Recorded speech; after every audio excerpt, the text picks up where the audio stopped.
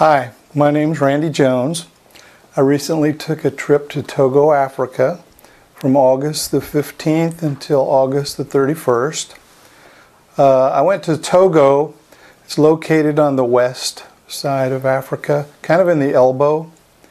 Probably the most common question I get asked is, was there Ebola there? No, there was no Ebola in Togo, or I wouldn't have went. There was Ebola in some countries around Togo, but not in Togo. I took my friend Ray McKee with me. He's an electrical engineer from Boeing. And we went to Togo with kind of a threefold purpose in mind.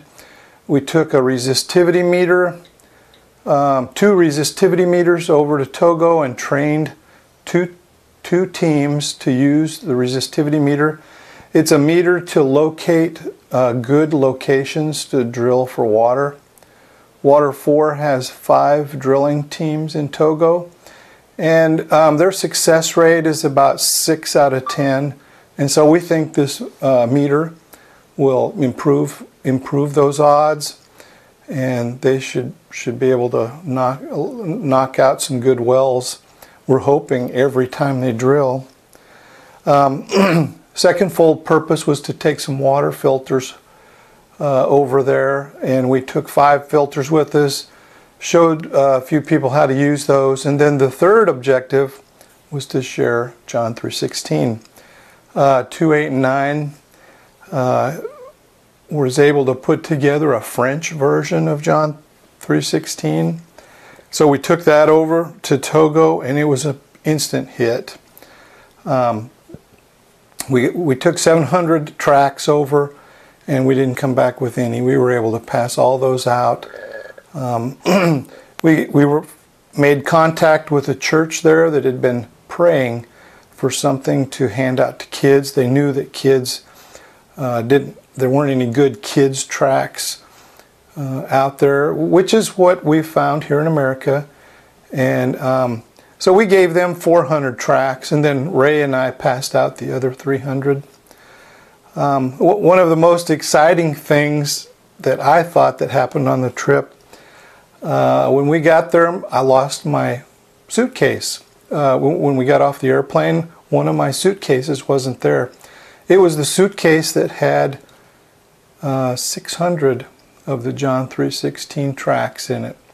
And of course, it had my clothes in it and some food. Well, I had to wait about a week before that suitcase finally showed up, and I kept making many trips out to the airport, talking to French people who didn't understand me. And after about a week, I got out there, and there was a lady that spoke very good English, and she helped me find my suitcase. And as I was leaving, I had one of those French John 3:16 tracks on the side of my backpack. It was a little net pocket, and she saw that, and she said, "Sir, before you leave, would you share the best news ever with me? I'm very interested." I mean, how often does that happen in your life? And so I shared John 3:16. I gave her the French version, shared it in English. She knew both languages, and she became a believer. And then she asked me if she could keep it, keep the track so she could take it home and share with her kids. So all of you people that supported this trip and prayed for the trip, there's going to be some new friends that you'll get to meet because of this Togo trip when we get into everlasting life. We were able to train 2 teams with the resistivity meter, and we left those meters with those 2 teams. There's one in the north Togo and one in south Togo. We taught the students to measure, to analyze, and then interpret. To do the measuring, we put some stakes in the ground with some wires.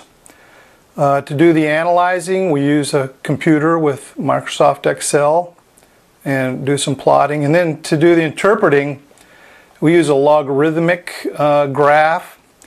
If you don't know what logarithmic is, you need to ask one of your kids in high school, or you could sign up for one of my classes on the resistivity meter.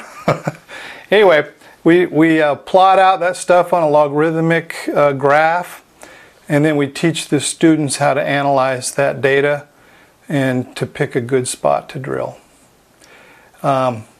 It was a very successful trip, and I just wanted to thank you people that prayed for me and that supported the trip financially. And I just want to say thanks.